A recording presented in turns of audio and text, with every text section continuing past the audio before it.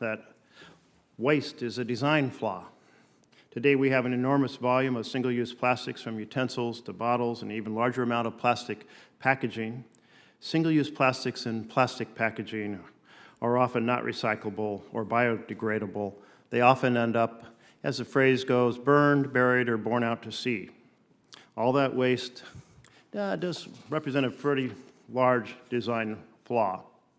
Ideally, we would love for all of our products to be sold in 100% reusable containers or biodegradable packaging so we don't have this challenge.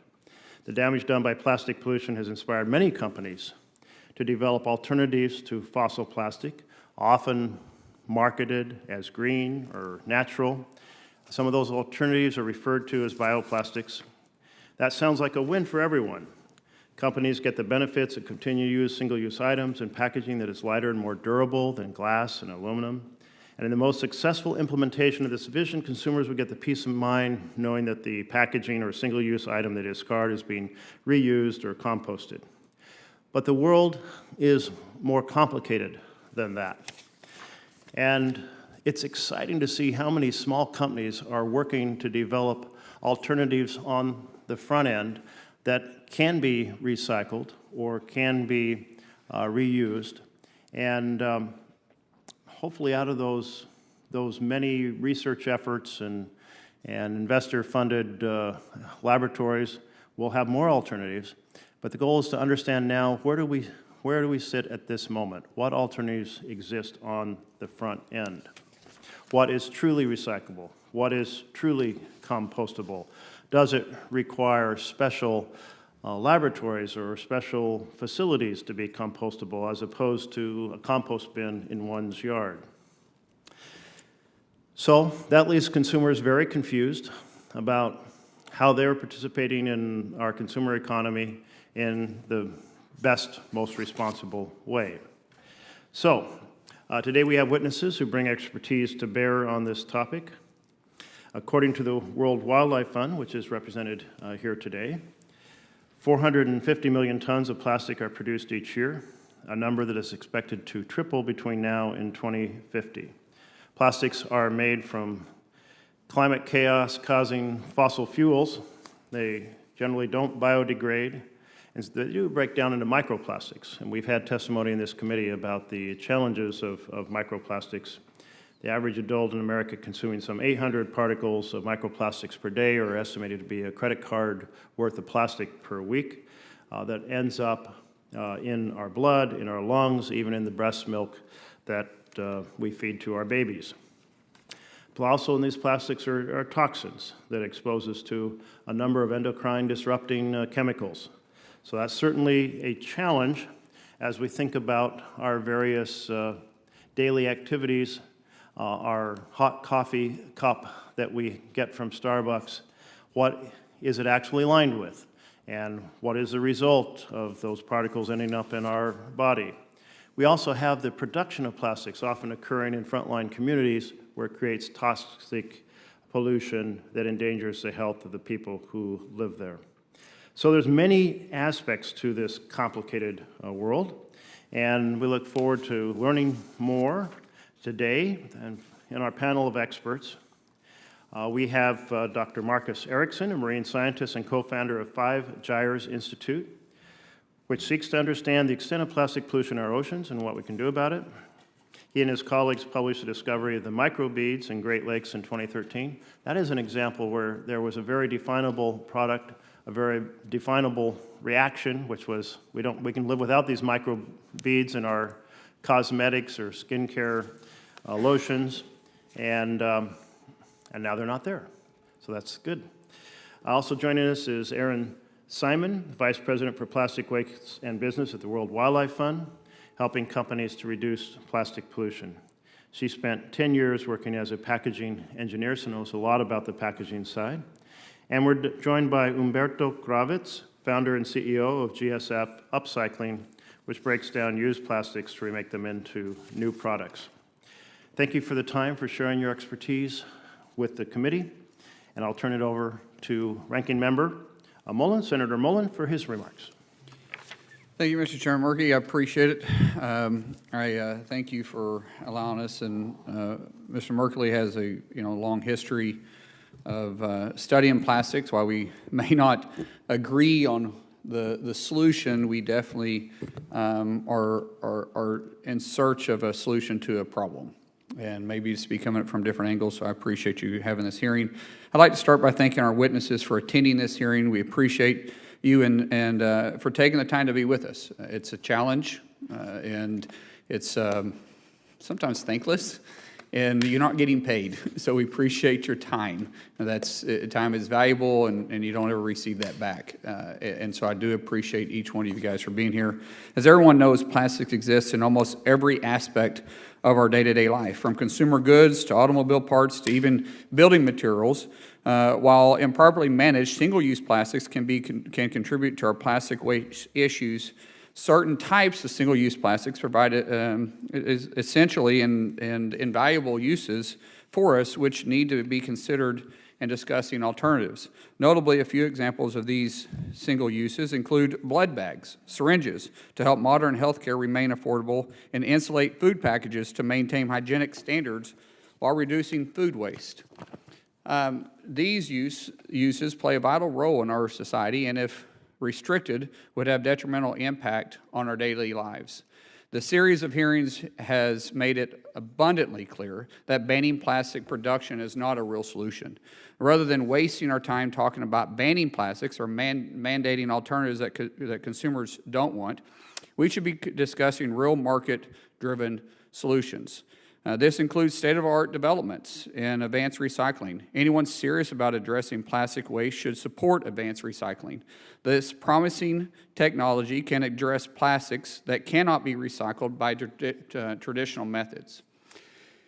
It has the potential to turn the whole concept of single use on its head by converting previously unrecyclable plastics into valuable new commodities. Let's be clear, improving our recycling system is not only the solution, but is without question a legitimate solution that warrants all of our attention. We shouldn't just be you shouldn't just be taking my word for it, Mr. Chairman. I'd like to ask for unanimous consent to enter into the record two studies, one from the Department of Energy and one from the National Academics of Science. Without objection. Both reports demonstrate the potential value of commercializing scaled chemical recycling. That's why I'm very thankful to be joined today by Mr. Kravitz. I hope I said that right, sir. Kravitz? And Oklahoma, I'm pretty close from getting that right. Of GSF, Upscaling, who traveled all the way from Spain to be here with us today. That's a long flight, sir. I get upset having to travel back and forth from Oklahoma, so I appreciate that. GSS is an innovative chemical recycling company that can accept the most difficult to recycle plastics. GSS facilities can accept plastic ranging from single-use to sun-scarred fishing nets. It's exactly the type of, sir, you're exactly the type of person we need here today, because listening to you, we can really start getting serious about addressing plastic waste. And so I appreciate it once again. Innovation, not misguided regulation, is the correct way to move forward. I look forward to hearing from all of our witnesses today on ways we can facilitate this and look more serious about chemical recycling and commercial scales. With that, I yield back. Thank you very much. Mr. Erickson? Good morning, Subcommittee Chair, Senator Merkley, Ranking Member Senator Mullen, and all committee members. My name is Dr. Marcus Erickson, co-founder and researcher at the Five Gyres Institute. Our team at the Five Gyres Institute has sailed around the world to study ocean plastic pollution, leading 20 expeditions across all oceans. We've collected thousands of samples like the one that's right here. And what you can see is that it's mostly microplastics.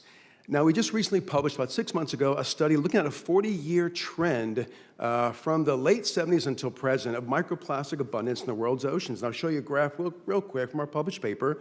In the first 25 years, from 1980 until 2005, this quarter century, the amount of trash in the world's oceans, it increases slowly. But since 2005, there's been this exponential increase to the point that today, we estimate 170 trillion particles of microplastic in the global ocean. And the point is that we need urgent action. Now, why does this matter? I want to tell you a quick story. A few years ago, I went back to Kuwait. I'd been there 30 years ago as a Marine infantryman back in the Persian Gulf War, if you remember those times in 1991. I returned there recently as a Marine scientist. Our team surveyed the Gulf of Arabia, but we also went deep into the desert, and we found a few camel skeletons. And I want to show you what I dug out of one skeleton.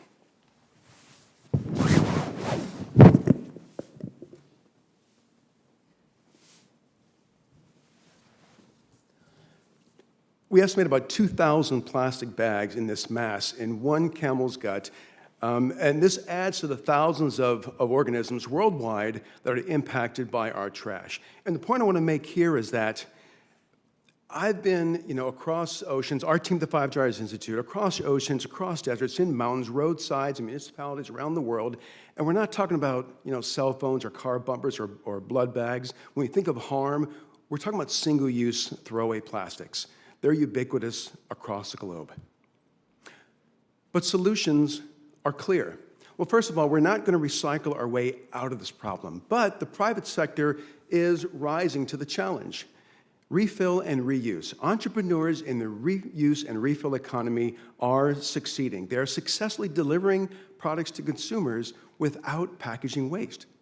Thousands of entrepreneurs are proving successful reuse and refill business models. At the same time, biomaterials are a promising innovation. Our team at the Five Gyres Institute have researched what happens when biodegradable plastic products are lost in real environmental settings. We wanted to understand, okay, do these biomaterials, how do they perform if they get lost in different environments? So we took 22 different kind of products.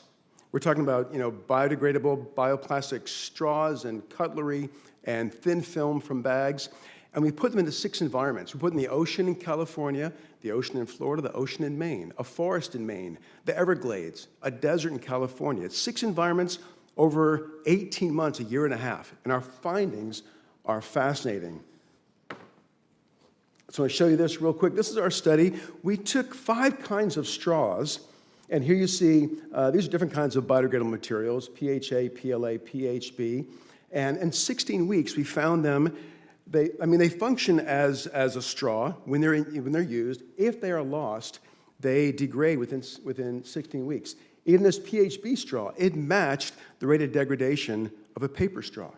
Then look at film. We had several kinds of biodegradable plastic films, and we find that for 16 weeks, same thing, the biomaterial films are disappearing. They're degrading over time. This PHA piece of film in 16 weeks is practically gone.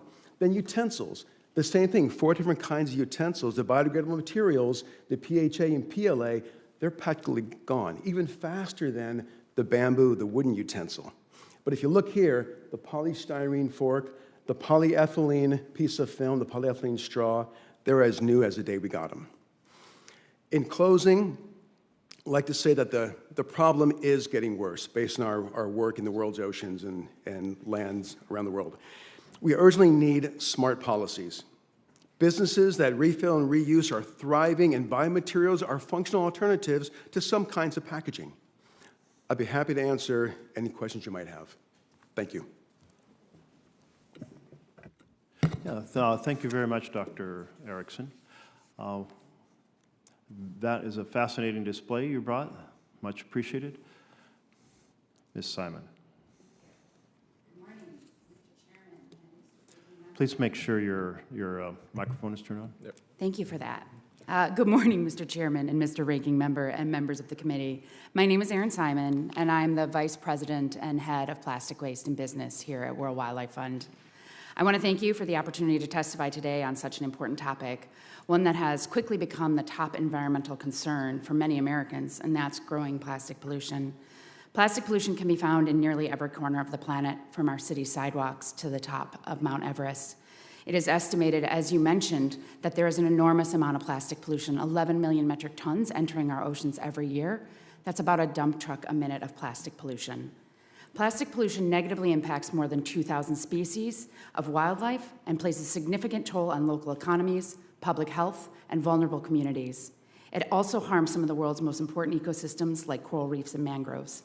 Unless we act now, as you mentioned, the trajectory of this will just worsen. We will double the amount of plastic we produce and triple the amount of it entering our oceans by 2040. It is undeniable that plastic is a versatile material that keeps our food fresh and our medications safe. However, we currently rely on plastic as a single-use resource in a linear system where products and packaging are created, used, and thrown away. The plastic pollution crisis has taught us that it is no longer economically, socially, or environmentally sustainable to prioritize the production of single-use products, no matter where they are made and what they are made of. All natural resources are finite, and we are taking these materials faster than the Earth can sustain. As we look to the future of innovation, we need to amend that broken system no matter what the material is. This means getting rid of those things we don't need, substantially increasing the reuse, recycling, and composting of plastic, shifting to sustainable inputs and alternative business models such as reuse, refill systems, and moving to alternative materials when appropriate. Alternative materials to replace plastic could include paper, metal, glass, or bio-based materials. However, no matter the material, we must always be thoughtful and thorough when considering the use of alternatives so we avoid those negative trade-offs. All materials have environmental and social impacts. It is critical that we take necessary steps to source and use alternatives that have stronger environmental and social benefits when compared to the conventional plastic. It is important to note, for example, that both virgin glass and metal have intensive extraction processes, so their overall sustainability performance is largely tied to our ability to recapture these materials through reuse and recycling. Of course, even as we look for solutions to reduce and replace, we might still need some virgin plastic, but it doesn't need to come from fossil fuels. Plastics can be made from alternative sources such as seaweed, sugarcane, and other plants. Bio-based plastics offer an opportunity to decouple from fossil resources, achieve greenhouse gas emission savings, and contribute to a resilient local economy when produced in accordance to best practices. To realize this potential, we have to follow a no one-size-fits-all solution for bio-based plastics, but we have to also follow a shared set of principles that can guide design choices around how they are grown and effectively recycled or composted. It is critical that we pay attention to food security, labor practices, deforestation, and land conversion, and impacts on water quality, as well as the necessary recycling or composting infrastructure for the recovery of these. Policy conversations around all material circularity continue to be essential, independent of any alternative material solutions. We need supporting infrastructure and policy to tackle the broken system, and that includes the systems to collect, reuse, recycle, and compost anything that is produced. In the United States, leading businesses are already setting ambitions around reduction, reuse, and recycling. I will actually be on a panel later today in this room with WWF and Coca-Cola, Walmart, and Mars, talking about the ambition we're seeing from many of the private sector, including calls for enabling government policies like extended producer responsibility. The United States has the opportunity to be a global leader in this. In the end, we need everybody to do their part. WWF hopes that today's conversation will pave the way for further development and implementation of robust policies in this space, policies that call attention to the considerations and advantages of reduction, reuse, and other plastic alternatives as we seek to address the problem of plastic pollution. A circular economy is only sustainable if we have a way forward when we're working together. It begins by reevaluating our use and disposal of plastic and moving towards a circular system that prioritizes environmental health and environmental justice. This reality may seem ambitious, but there are policies and changes and technologies we can use to move forward today and create that more efficient system with a healthy planet, for a healthy planet and future generations. Thank you. Thank you very much, Ms. Simon, and we're going to turn to Umberto Kravitz. Welcome. Good morning. Chairman Merkley, Ranking Member Mullen, and members of the subcommittee. My name is Umberto Kravitz, founder and CEO of GS Cycling. I appreciate the opportunity to appear before the subcommittee today. I will discuss three aspects of my company's innovation that enable true circularity in plastics. First, we can upcycle all types of used plastics back into feedstock. Second, we deliver substantial improvements in energy and environmental performance of the plastic recycling process. Third, we create a strong economic incentive for communities to keep used plastics out of the waste streams and the environment. Our first breakthrough takes advantage of our proprietary graphene-based nanomaterials, commonly known as carbon nanotubes. By adding our material to tons of used plastic in a pyrolysis process, any municipal or industrial entity will now be able to upcycle the 80% plus of used plastics, including mixed, dirty, and contaminated plastics that are currently too hard to recycle and otherwise end up in landfills, incinerators, or lost to the environment. Examples of this include packaging material, so about 45% of the global problem, as well as medical devices, automobile parts, circuit boards, and even degraded plastics such as marine debris. We recently validated this in our demonstration plant using fishing nets collected from local fishermen. Our nanomaterials enable the process to occur at roughly half the temperature, 450 degrees Fahrenheit instead of 800 degrees Fahrenheit, and with a 30 to 60% improvement in plant performance, thus significantly reducing energy costs and associated greenhouse gases per unit of output. Just as consequential, our process also captures 60 to 99% of halogens, such as bromine, fluorine, and chlorine, as well as other contaminants of major health and environmental concern. These contaminants can then be segregated for responsible disposition. Our second breakthrough takes advantage of our proprietary mix of biological enzymes.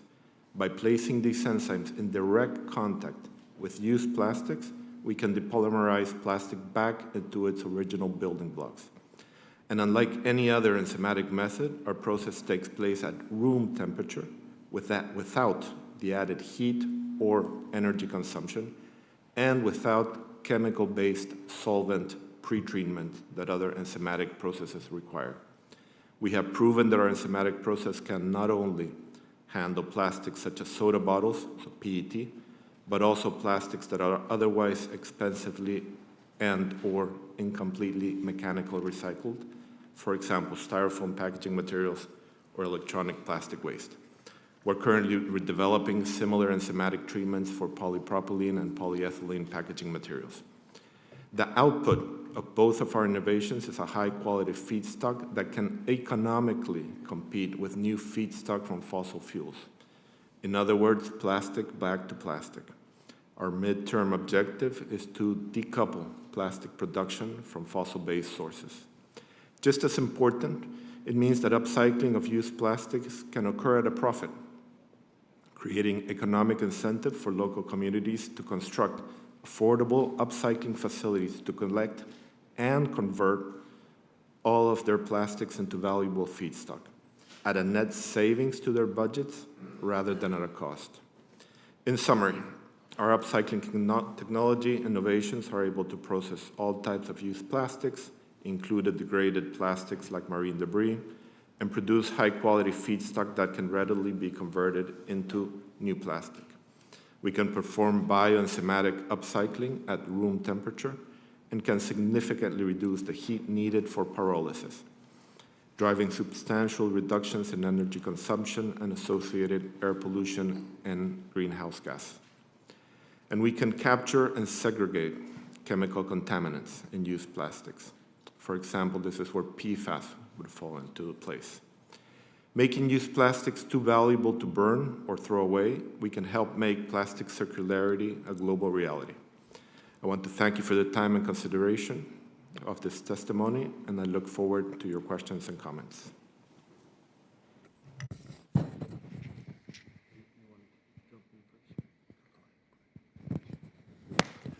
Thank you to all of our witnesses. Much appreciated. I wanted to start out, Dr. Erickson.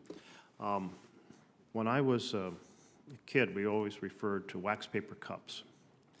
Paper cups today are mostly not coated in wax, they're coated in plastic. Is there a particular reason that at least for cold drinks, we couldn't return to wax paper cups? I see no reason why we couldn't return to some of those materials we grew up with. Same here, a wax coating on paper does function as a moisture barrier. So yes, we could. And actually, they still exist today. If you look at the packaging for like lettuces and cabbages in agricultural sector, you see wax-coated cardboard being utilized frequently has a water barrier. Now I want to turn to your powerful display of what you found in the gut of a single camel, or from inside the skeleton of a single camel. I've seen similar displays from many marine species. Is it fair to say that if we're looking at the gut of, well, I think I've seen them for dolphins and sharks and so forth, that we also see a huge, often accumulation and marine birds as well in the oceans of affecting our wildlife? We do see similar impacts of single-use plastics on other marine life, especially. I have many colleagues that whenever a whale washes ashore on the west coast of the United States, they do look in the gut, and they frequently find, plastic film, other objects, fishing gear sometimes. I got my start on Midway Atoll. I went there actually surveying history of the bases that were there, and I stumbled upon hundreds of albatross skeletons, and just pulling out of them, there were bottle caps, cigarette lighters, all kinds of random fragments of plastics, a lot of this stuff. So yes, the impacts are not just camels in the desert, but here close to home, we see tremendous impacts. Now, if these, it looks like mostly bags, I think you said, and you pointed out in your chart for better alternatives, a variety of alternatives to plastic that biodegrade better, and you set those into different types of ecosystems to see in real life. And I think you said forests, deserts, and I'm not sure where else. Everglades. Everglades. 3 ocean settings. And had those bags that you found in that camel gut, if they had been made out of these other materials, would they have biodegraded and not accumulated in the stomach in the same fashion? I'm confident if these were made from some of these new polymers outside, the biodegradable polymers, that I would not have this here today, that it wouldn't exist.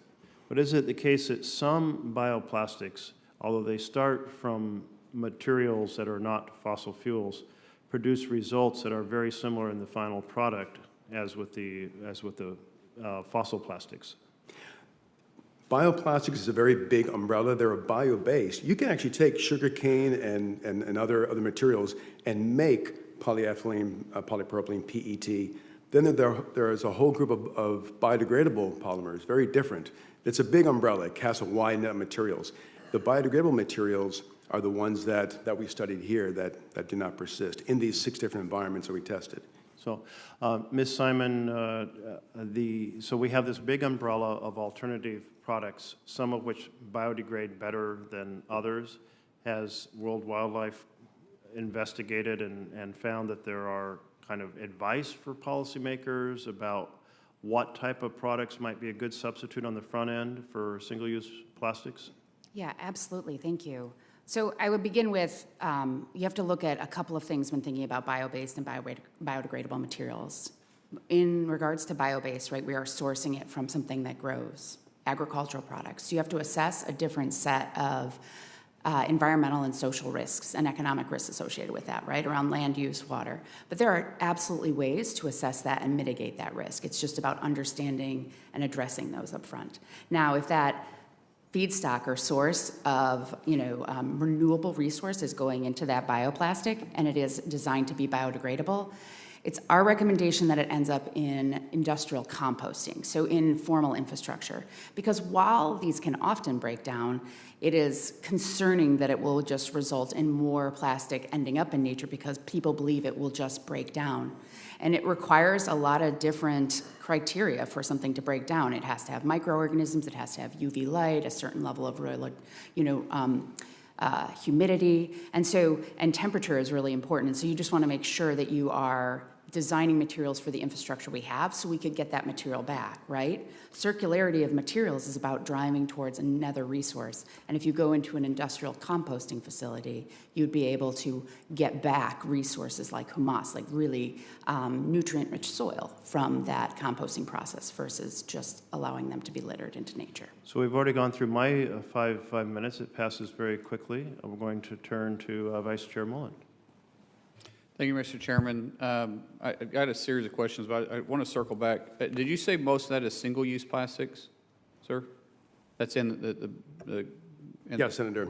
These are all, That's why I cut it in half, Right. the research paper they published, is that it's all plastic bags, mostly plastic bags, not large sheets of film. There's Bags some aren't roll. recyclable? I'm sorry?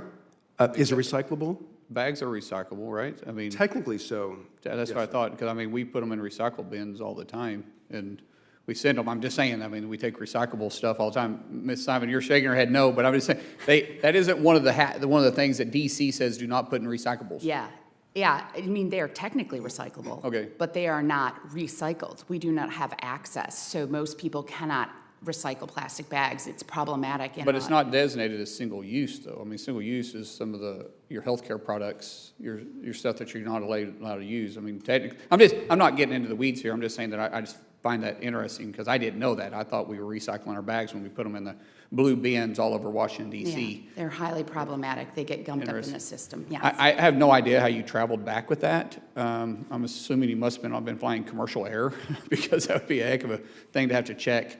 A while ago when the chairman was asking about the stomach and the other products that would break down faster in marine life or in the camel's gut, Ms. Simon, you were shaking your head like, in fact, you bit your lip. So if I'm reading body language right, which I used to have to do all the time and I would say that you probably disagree with that a little bit.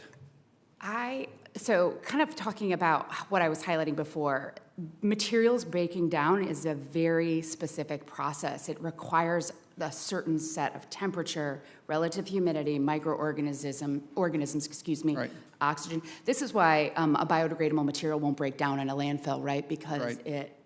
and so that's the same issue in a gut, the type of So bacteria.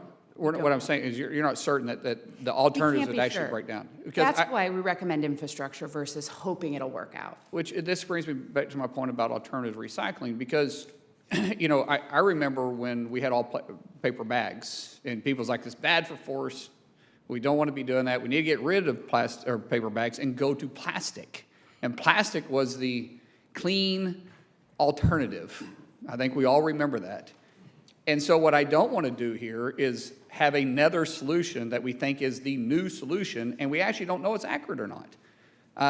I think we need to know because obviously we have two people here that disagree on if it'll break down or if it doesn't break down.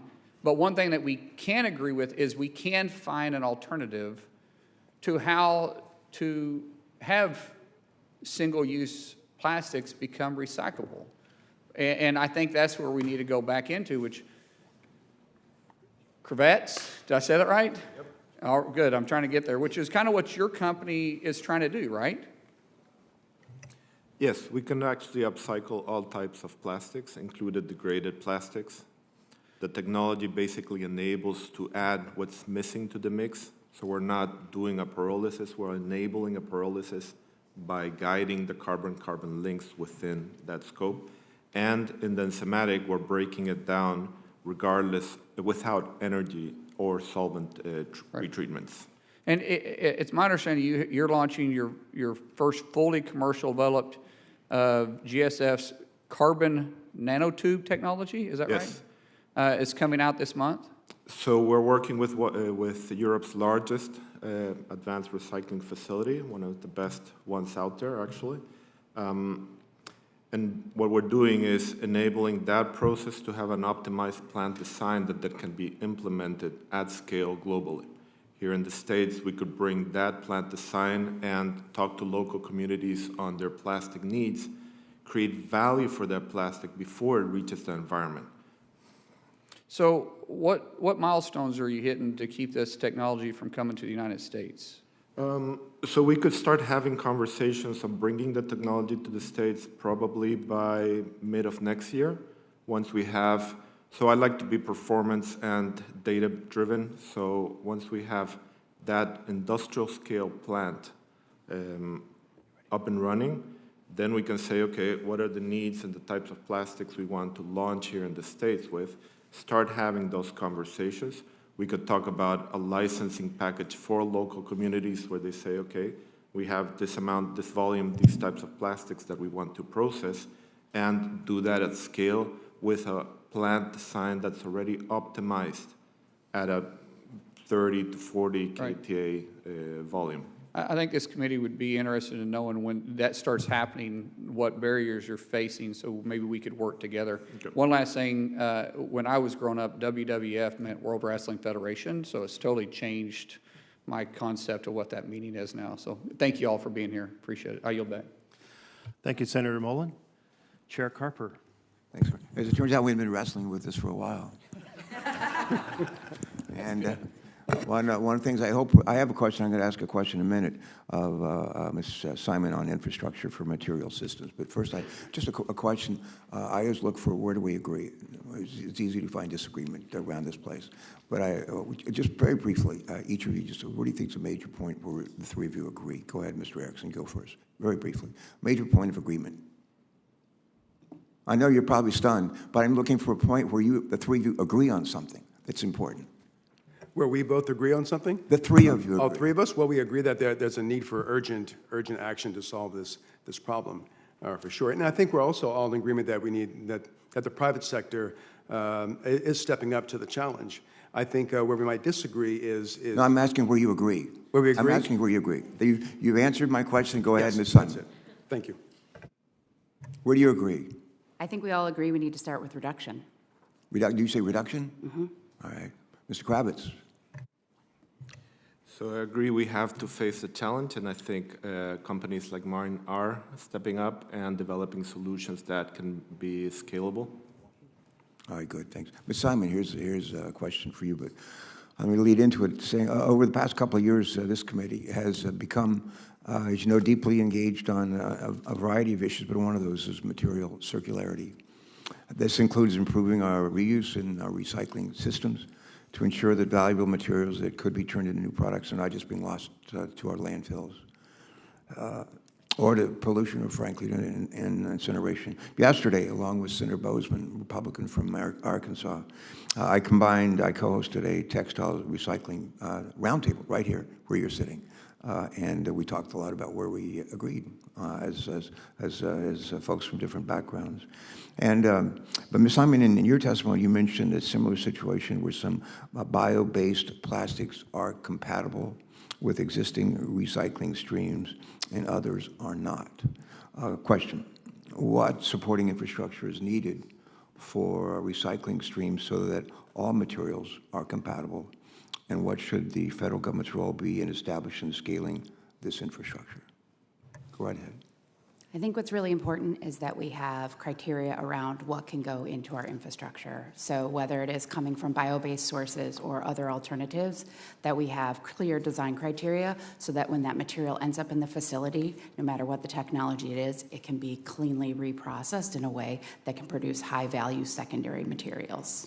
And so for bio-based, that could be something coming from sugarcane and then going into a PET bottle, like mentioned, and then going into the recycling facility, or it could be a PHA going into a compost facility, but all designed for that infrastructure that's going into. So those design guidelines, and then following that, we need policies that set those guidelines and create a funding mechanism to make sure that there's financial sustainability for those facilities to keep recycling and composting that material. All right, thank you. Question, again, for the entire panel, and we'll start off with you, Mr. Kravitz, and come to your right. All right, but you'll be our leadoff hitter on this question. You ready? Earlier this year, our committee meets right here in this room, Environment and Public Works Committee, unanimously advanced 2 pieces of bipartisan recycling legislation, unanimously, no dissenting votes. One of those bills is, I think it's called the Recycling and Composting Accountability Act, and it would require the Environmental Protection Agency to collect and to make publicly available data on recycling and composting rates across the country. That's what it would do. Question starting with you, Mr. Kravitz. Would you please share the importance of increased data collection on addressing the plastics crisis and considering material alternatives? Yeah, so collection is key, of course, to avoid plastic from reaching the environment and the oceans. Then you need to set up all the infrastructure to move plastic and get this all set up to go to advanced recycling facilities that can handle every type of plastic, not just single waste streams. And that's important to understand. The ability to tackle all the plastics solves the problem of having to sort everything upstream. All right. Same question, Ms. Simon, if you would, please. We're proud to have supported the Recycling and Composting Accountability Act. We look you. forward to working with the committee further on that. But we believe that transparency is key to drive change, right? Whether you are transparent in what you're making and how you can manage it, or in delivering on strategies, right? We have started up a program called Resource Plastic to have companies build some transparency into what they're making, what format it's in, where it goes in the world, and what happens to it. And that way they can really develop the right strategies to address their plastic waste footprint. So it means we can actually directly drive improvement on the impacts by having that transparency. It'll be the first key step in creating the plan for the U.S. All right. Same question, Mr. Erickson. Very briefly, if you will. Very briefly. I would also agree that recycling is essential, but on the front end, designing for recyclability and compostability is essential. Good. Thanks so much. Thank you all. Thank you, Mr. Chairman. And now Senator Capito, welcome. Thank you, Mr. Chairman. Thank you all for being here today. Very much appreciate this. I'd like to ask Mr. Kravitz a question about it. I understand what you're doing would be under the term advanced recycling. Are you taking like single-use plastics and making them more advanced plastic materials, or how is that process without getting too technical? Okay, thank you for the question. Yes. Advanced recycling is basically 3 families of technologies that take different types of plastics and bring them back to feedstock to produce new plastic. What my company does is, in the pyrolysis space, enables a pyrolysis to operate economically and efficiently by adding what we think is missing in the mix, which is a carbon nanotube. So that's one technology. A second technology is the ability to depolymerize, so break down any type of plastic into its building blocks so we can make new plastic again. Can we do that now? Technically, it's possible, yes. Is it affordable? Yes. And so I guess my big question on all of these issues, because we have 2 recycling bills that we're hoping to get all the way through, and they're sort of, they're pretty easy. I live in rural America, and we have a lot. We don't have the opportunity for recyclability through our municipalities too much. It's not widespread. How do we get this topic down to the everyday user of plastic? I know the big industrial users are probably the ones that we're looking at here, but how do you relate this very sort of technical issue to everyday people, whether they're in an ag community or a rural community? So I'll start with you, Dr. Erickson. How do we communicate this problem, the challenges Simply, to rural America? Yeah. I think you can explain to people some of the human health concerns, and the research is coming out very quickly, showing the impacts of micro and nanoplastics. I think talking to people about the impacts on wildlife and the impact on their pocketbook, what the true costs are to try to capture single-use plastics and bring it back into a waste stream. So I think you can talk about the human health, the wildlife impacts, but also the bottom line, what it costs them and their communities. All right, Ms. Simon? Yeah, just building on that, I think in that communication, we help to educate them. We empower them with easy actions, right?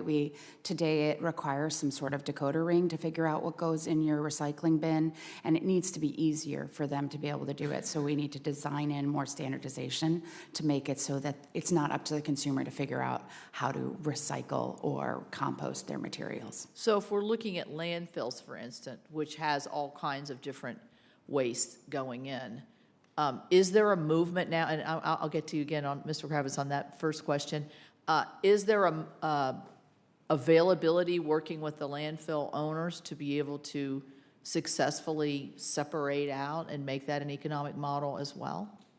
Coming from landfills? Mm-hmm. I have not done that research to understand what would happen if we recaptured material from our landfills, but I will say there is probably a lot of high-value material in our landfills today, and considering how resource-constrained we are, it would probably be interesting to research that, but I don't have that data for you, I'm sorry. Okay, Mr. Kravitz, I'll give you that question, that one I just asked, and then the one before, if you want to give me some, how do you translate this down to the regular consumer in terms of the importance of this? So I do agree with what has been said before and educating the consumers. I do think, and the premise of my company is that plastic is valuable, and recycling companies, advanced recycling companies, will have to pay for plastic. So making plastic a reusable material avoids or changes the concept of being waste. So if you consider plastic waste, okay, so we're throwing it away. But if it has a value and it's reusable, then the mindset might change that we can actually start recycling. Then, of course, you need to build the infrastructure and start recycling and prove it at scale. But the shift in thinking of this as waste or used recyclable plastic, I think it's key. Well, if we look at what we've done with paper, I mean, paper is looked at as recyclable, I think, you know, when you see newspapers or any kind of paper.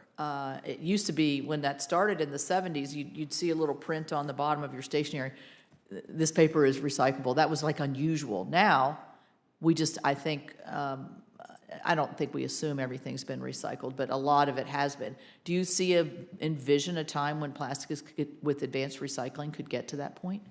Yes, for sure. That's what's going on. I've been in this for a few years now. I've been going to different events throughout the world, and now the whole value chain is talking. And this is a massive collaboration between plastic manufacturers, transformers, brands, and advanced recycling companies. So I think we're getting there.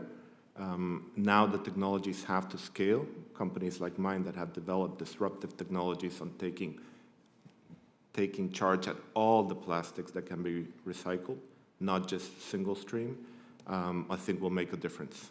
All right. Thank you. Thank you all. Whoa, Senator Whitehouse. Thanks, Chairman. Just for the record, I don't think plastic bags are recyclable in D.C. They're not in Rhode Island. Plus, the recycling rate completely stinks.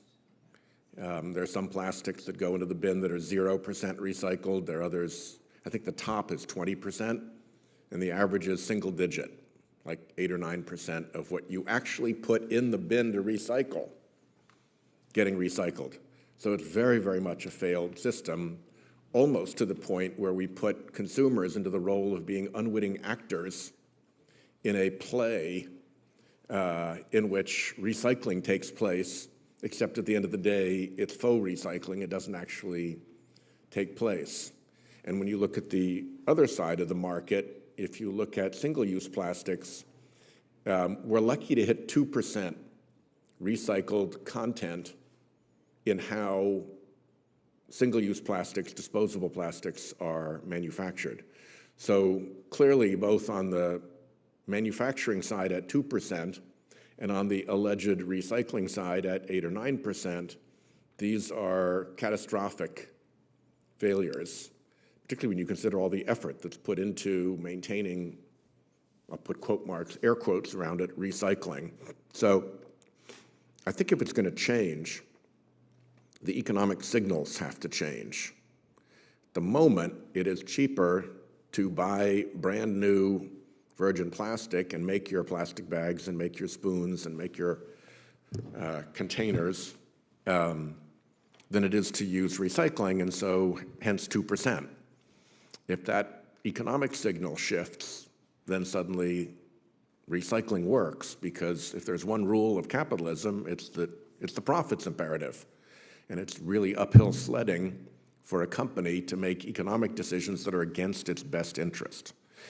So I think we need to, frankly, put a recycling fee on virgin plastic that is destined for single use.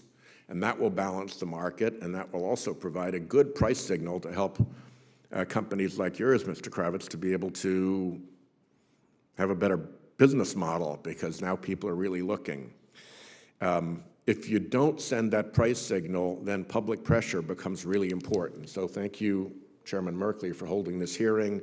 Thank you, Chairman Carper, for your leadership in this space, because the public pressure matters. I would single out Unilever, the enormous European-based company, for what I think at this point is the best corporate pledge so far, that kicking in 2025, they're going to take a kilo of plastic waste out of the environment for every kilo of plastic they put into the environment through their business. And that does, obviously, give them a big incentive to reduce the amount of plastic they put out into the system and to look for alternatives. But it also creates a market on the other side, because they're going to have to buy plastic back.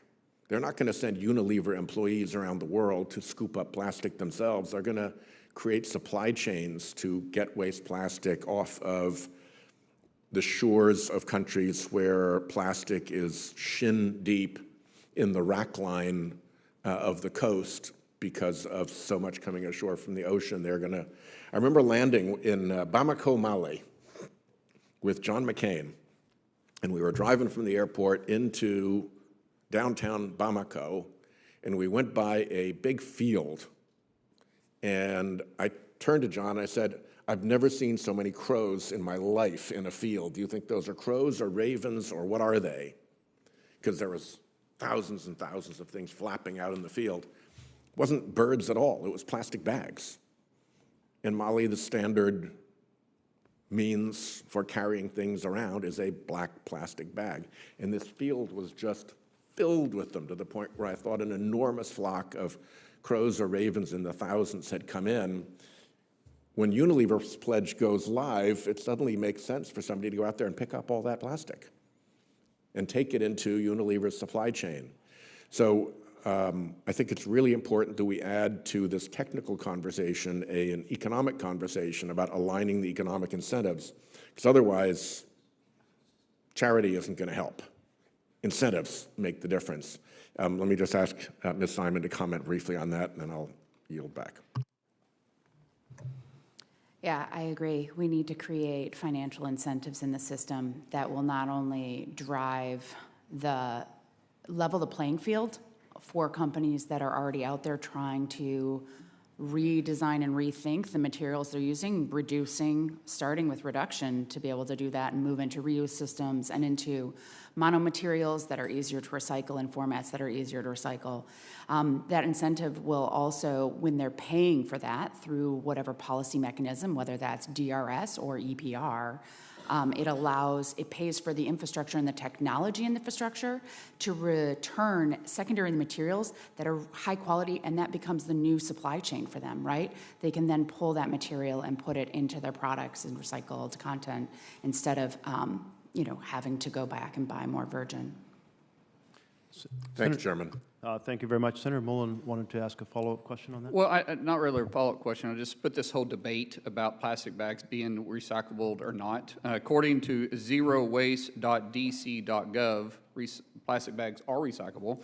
In fact, they tell you exactly where to drop them off. They tell you, their website says, quote, "Have you ever been unsure about which items can be recycled or which items considered too hazardous to put in a trash bin? With new where it goes tools, we can help take the guesswork out.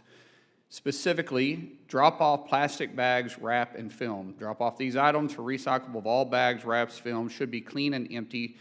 To find the nearest drop-off location near you, please visit Plastic Film Recycling website." My point is, on all this, is they are recyclable. It's ridiculous that we don't know what's actually recyclable and what's first use and what's not first use, but yet we have all these solutions. Maybe we should start with what is recyclable and what's not. Start at that point, and then we can take a lot of the guessing out of it. Like I said before, plastic was supposed to be the new green when we got rid of paper bags.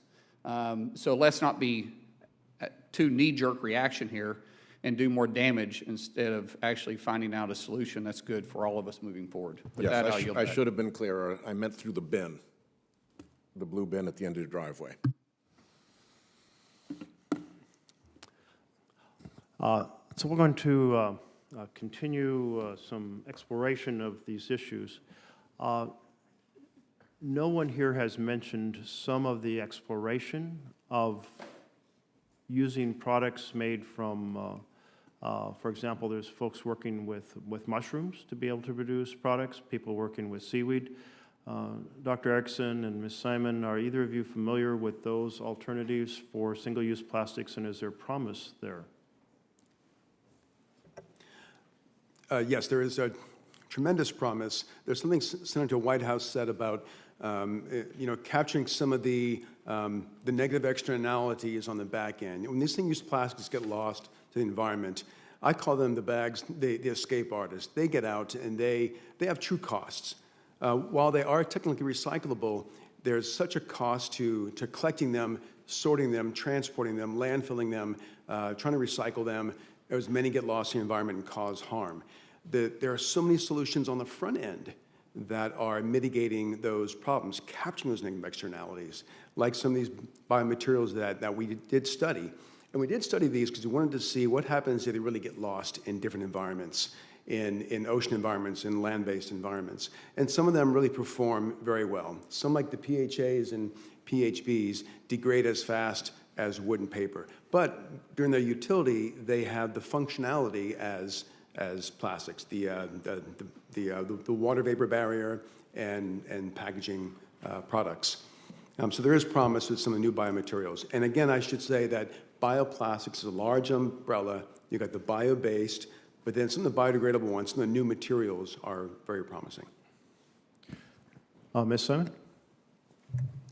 Yeah, I think seaweed is especially interesting, right? Because it has some net environmental benefits to it. And so there's been a lot of exploration into sourcing of seaweed for feed, fuel, and materials. Today, there are converters of it, but there's nothing at scale that matches products, but it is something that is being explored.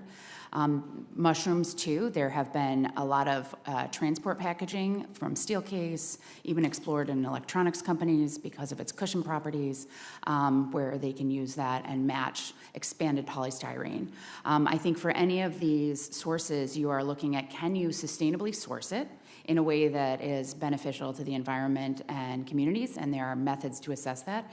And then you're looking at, are they technically viable to meet the performance criteria of the different products, right? Not every feedstock, not every crop can make every single plastic, so you're looking at a variety of different agricultural needs there. And then again, you want to make sure that any of those materials can be recovered in a system, right? So we can get them back and use them again, whether that's through reuse, recycling, or compost.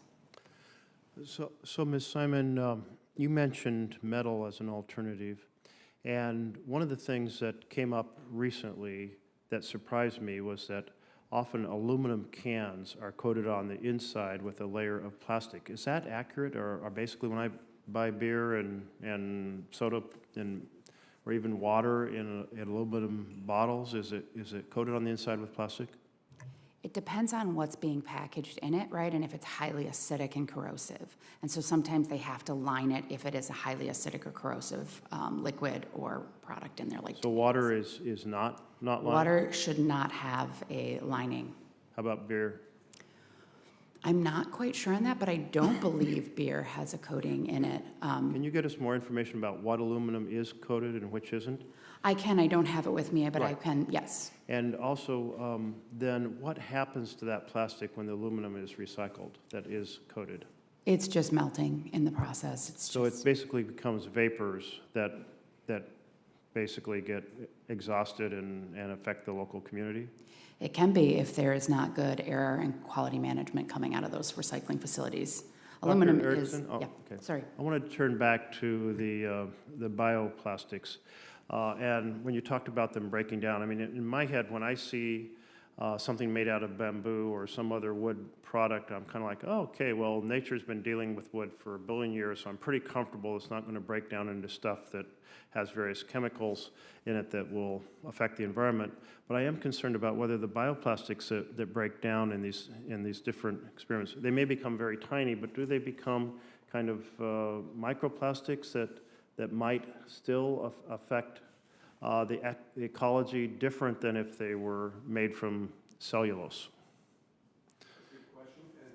That very much depends on the additives, depends on the properties you want. Like often they'll do laminates. Like right here, you'll see some where we're laminating different biomaterials to increase the water vapor barrier. With those, as those begin to degrade, if the biomaterial degrades, if there's a metal layer or a polyethylene layer, that's going to degrade also and produce microplastics. If there are additives that are UV inhibitors, for example, or other chemicals, those toxins may also leach off as the biomaterial degrades. So it really depends on what kind of additives you're putting into it. In some cases, though, there are no additives. Like, for example, this one straw that's here and this bit of film, you can use the pure material in some packaging applications. And when they degrade, there are no toxic legacy materials left behind. Which should be our goal. Yes. Mr. Chairman, Senator Carper. Thanks again. Thanks again for just a terrific hearing, and again for all of you for joining us. This is timely and important. Aaron Simon, I'm going to pick on you again, and with no malice intended. But as if you probably ask most of my colleagues here in the Senate about green guides, that we wouldn't know what to say.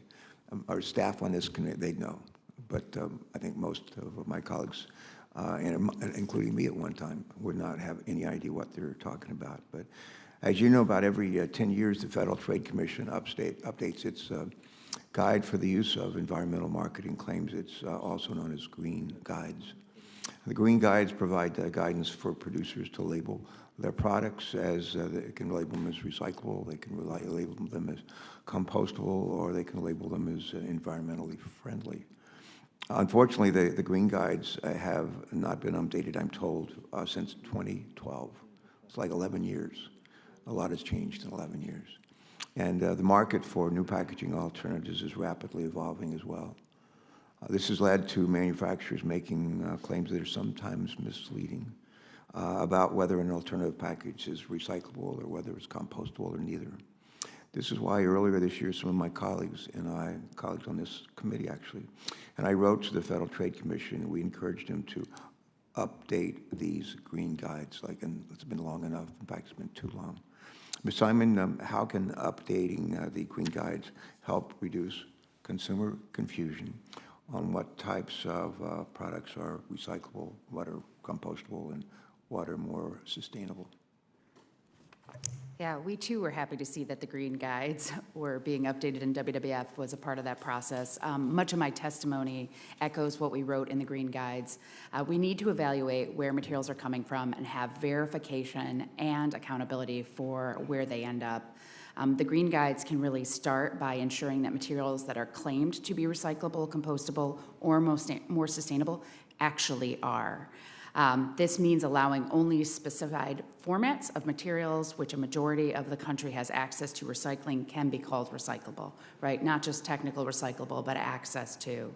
With compostable, we need a definition that ensures consumers know where to put compostable items, and that compost streams are either industrial, where someone picks them up from your house, or home compostable, where, according to ASTM standards, where those products will break down in anyone's backyard. Thank you. Thank you for that. I like to quote Winston Churchill.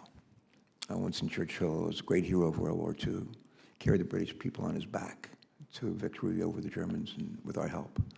And gosh, less than a year after he was just a hero, the voters of Great Britain threw him out. And they put somebody else in as prime minister. And Winston Churchill was leaving 10 Downing Street, moving out. And the press was there, and one of the maskmen said, for you, Mr. Churchill, is this the end? He said, is this the end? And famously, he said, this is not the end. It's not the beginning of the end. He said, this is the end of the beginning, the end of the beginning. Lenny Kravitz, probably a relative of yours, Berto, quite a well-known entertainer in his own right. Once had a hit that you sort of paraphrased Churchill. And I think the name of his hit, I don't know if he's a one-hit wonder or not. I think he had a couple. But one of his more popular songs is the lyric, it ain't over till it's over. And the debate and the conversation on this topic is going to be going on for a while. And I'm delighted that we're doing it, and I'm delighted that you're all doing it with us. And that leads me into my question on federal legislative action. We've enjoyed, I think I speak for my colleagues and me, we've enjoyed hearing about each of your respective efforts to consider material alternatives to plastic within your respective fields and industries. Here's my question. While we know that there is a whole suite of policy options available to us, would each of you share the top legislative action that you believe Congress should take within, say, the next year to help our country address the plastics crisis? And we'll turn to a relative descendant of Lenny Kravitz to respond first to that question. Thank you for the question. So I think that the criteria, first and foremost, has to be performance-based. So not looking at specific technology in its own merits, but comparative to other types of technologies. And that's when innovative companies like mine can actually rise to the challenge of meeting those standards. That's one thing. And maybe the second thing is on the materials, when we're talking about replacing one material with another one, we do have to look at the total carbon footprint that each material has. There are materials that are better than plastics, others that are not. So let's not fall into a blame game, but let's try to figure out with performance-based technologies and full carbon footprint of competitive materials, which ones are best for what situation. All right, thank you. Ms. Simon, same question. What maybe would be the top legislative action that you feel Congress should take within the next year or so to help our nation address the plastics crisis? I believe that extended producer responsibility can really connect the creation of these materials, no matter what they are, to their end of life through transparency, design standardization, and financial models. It can really help us to reimagine the linear economy so that everyone can have access to those recycling systems, and we can make sure that we're getting those materials back and increasing economic growth. In fact, later today I'll be in the same room talking with some corporate partners and where they'll be advocating for extended producer responsibility also. Thanks. Dr. Erickson.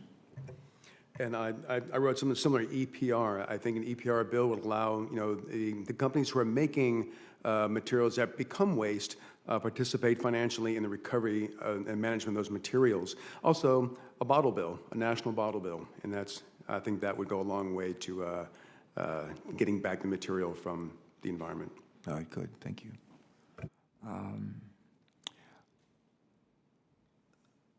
Abraham Lincoln was once asked, what is the role of government? And he replied famously, the role of government is to do for the people what they cannot do for themselves. On this committee, we're oftentimes looking for how do we harness market forces in order to achieve something good for the people of this country, maybe the good of the world.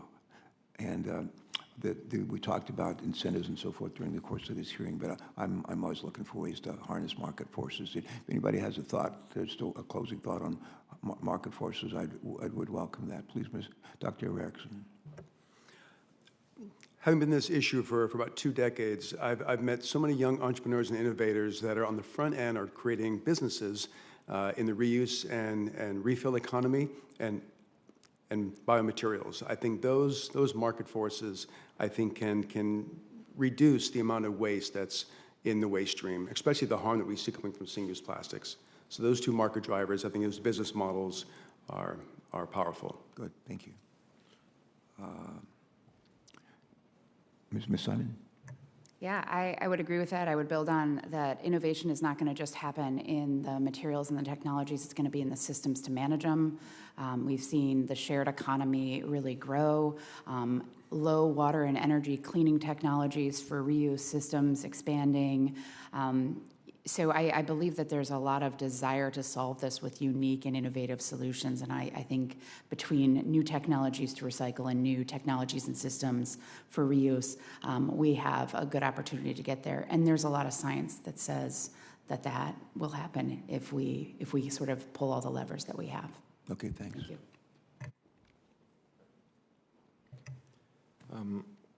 Yeah, I think that the concept of changing waste plastic into usable plastic is key. The incentives towards consumers to change this is key.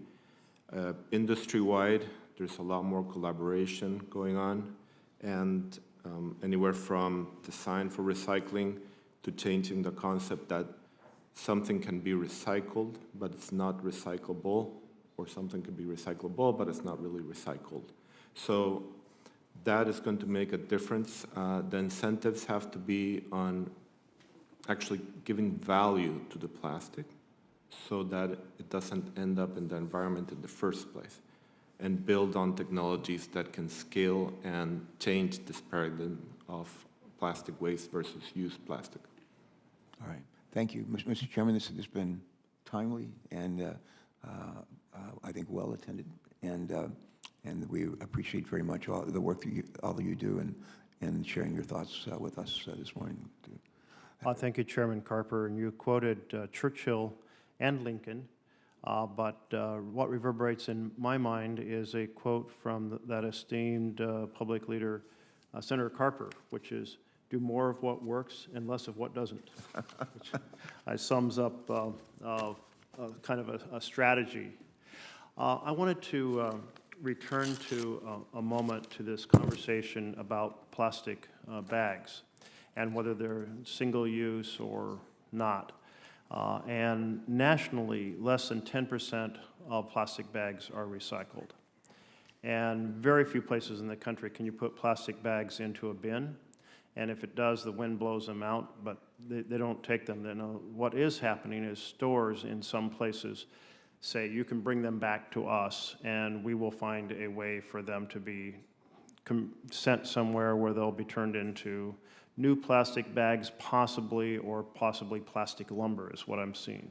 But essentially, at this moment, it is inefficient to recycle plastic bags. They don't get recycled. So they end up going into, into the landfills. Or they get blown away and end up in the ecosystem, as we see from this. I keep coming back to that display and thinking about all the other pictures I've seen of plastic building up in the guts of turtles, seals, dolphins, whales, etc. And now you've added camels, which I hadn't seen before, on land. Have we ever seen, Dr. Erickson, a problem where essentially animals are digesting wood and ending up with the same sort of problem in their gut? Well, if you think these animals actually, they forage on wood. They forage on acacia trees and leaves, and they digest those just fine. Many hoofstock animals, ruminants, are eating plant material and cellulose and digesting it when they can or passing it when they can't. So those natural materials have been consumed by life for millions of years. This is a new material that doesn't work in those Thank you. To my point, you never see a picture of a gut cut open and it's full of wood, because animals have evolved in a world where we have plant-based material, and they either eat it and digest it or they don't eat it. So it's not an issue. So one of the things that we do know is often globs of plastic look like they may possibly be more edible items. For example, sea turtles that think that they're jellyfish, and so forth. And so one of the advantages of trying to find cellulose-based products is, one, on the front end, they're not made from fossil gas. Our fossil gas systems, our methane gas systems, they have a huge impact on climate just in the distribution of the gas before the plastic's ever made in the first place. And then, under the existing systems of chemical recycling, they use a tremendous amount of heat. Mr. Kravitz, you may have a different system. We'll get back to you in a couple of years and see what we've learned about the application of that technology. But essentially, the pyrolysis strategy produces another round of carbon and basically chemical fumes that are highly cancer-causing. And then they're basically burned, and you have another round of carbon production and pollution. So you have 3 rounds of carbon production and pollution in basically utilizing plastic in the first place, which is why we're holding this hearing about alternatives to plastic.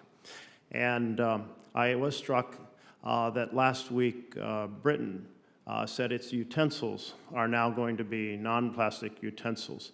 Are either of you familiar with that, and are they allowing bioplastics, or are they turning to wood?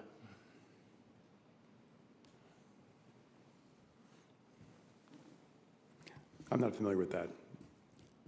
I know in my last trip overseas, visiting my daughter, the utensils I saw were all wood.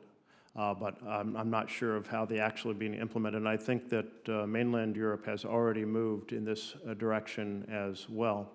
I did look up what it would cost if we were to utilize wood here. And right now, a plastic utensil costs about 2 cents is what I found. Excuse me, a wood utensil. But again, this idea on the front end, if we can avoid fossil gas, if we can produce a product that if it does end up discarded, it doesn't cause the problems in the ecosystem that plastic products cause, it's a big advantage. To this debate between, if you will, a bag made of paper that is cellulose or one made of plastic, I'd always vote for the bag made of paper because cellulose does not produce the problems because the world has been plant material has been part of the world, as you put it, from the beginning. Any other insights any of you would like to add on the upfront strategy of replacing single-use plastics with alternative materials? Ms. Simon? I would just say that if we're going to move to an alternative material like forest-based cellulose, that we should be doing so in a thoughtful manner, sourcing it either from recycled content and or Forest Stewardship Council certified forests, so we know that those working forests are managed to be renewable for future generations. And one of the products I've seen most commonly used in this regard is bamboo, because bamboo can grow on very quickly. It can be done in kind of a plantation-style production as opposed to harvesting natural forests for wood. And I think that the responsible thinking about that life cycle is what you're pointing to. That bamboo can be considered a part of a Forest Stewardship Council too. It just has to be, you just have to address any land conversion to the bamboo plantation in the first place. But there are ways to mitigate those risks. Yes. And as we know, every strategy has impacts, and the point is to evaluate all of them collectively in order to understand the broader picture of minimal impact. You know, we wrestle with this in renewable energy. A solar panel takes up land space. A wind turbine can kill birds, and it disturbs the view shed. And it requires electric lines to connect it. And there is nothing that doesn't have an impact. Our goal is to find the minimum, most sustainable strategy. That is the undertaking. Mr. Erickson, is there anything else you would like to add? You know, I look through a lens of harm. Where is the harm in the environment and to human health? And it always comes back to single-use plastic materials and some of the chemistry associated with those, the additives. So that's why I often talk about the upstream, as you have. On the front end, the reusable materials, the refill, the reuse, and some of these bio-based or biodegradable materials, just to capture those costs. And yes, it is more expensive on the front end.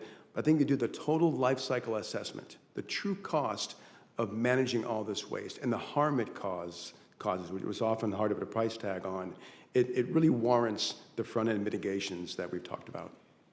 No, we've had a lot of testimony in this committee about plastic breaking down into microplastics, how it ends up in our bodies, and now in every aspect of our bodies, and that often has endocrine disruptors, chemicals in it that affect public health.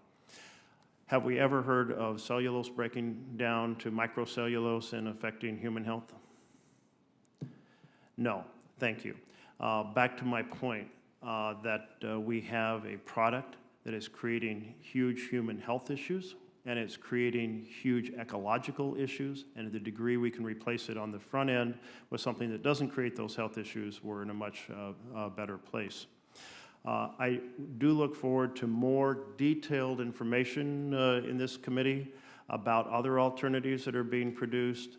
On the front end, I mentioned that we have innovators who are using different plant materials such as mushrooms or seaweed.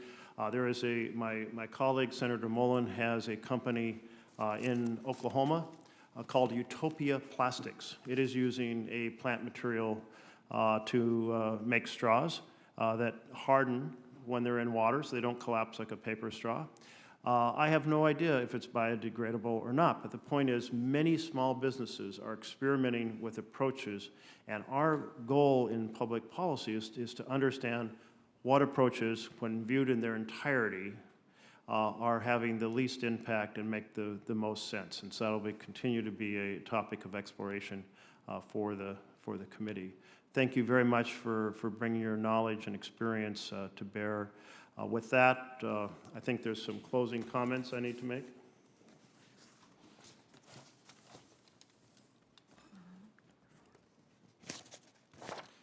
In closing, I ask unanimous consent to submit for the record a variety of materials that include letters from stakeholders and other materials that relate to today's hearing. Is there an objection? Hearing none, those materials will be put into the record. Senators will be allowed to submit written questions for the record through the close of business on Thursday, November 9th. We'll compile those questions. We'll send them to all of you. And if you can reply to us by November 30th, that would be helpful for us to wrap up the record of the hearing.